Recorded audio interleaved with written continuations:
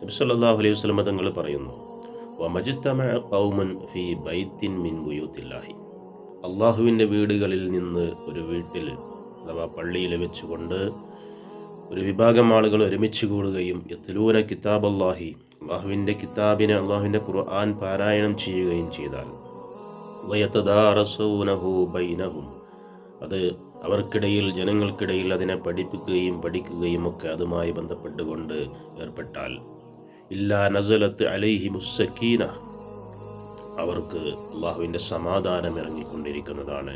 വഗശിയത്തുഹുമുൽ റഹ്മത്തു, അള്ളാഹുവിൻ്റെ കാരുണ്യം കൊണ്ട് അള്ളാഹു അവരെ പൊതിയുന്നതാണ്.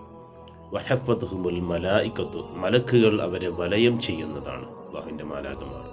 മാത്രമല്ല വദക്റഹുമുല്ലാഹു ഫീമൻ ഇൻദഹു, അള്ളാഹുവിൻ്റെ അടുക്കലുള്ള മലക്കുകളുമായിട്ട് അള്ളാഹു ആ ആളുകളെക്കുറിച്ച് സംസാരിച്ചു കൊണ്ടിരിക്കും, അവരെക്കുറിച്ച് ഇങ്ങനെ ഓർത്തുകൊണ്ടിരിക്കുകയും ചെയ്യുന്നതാണ്.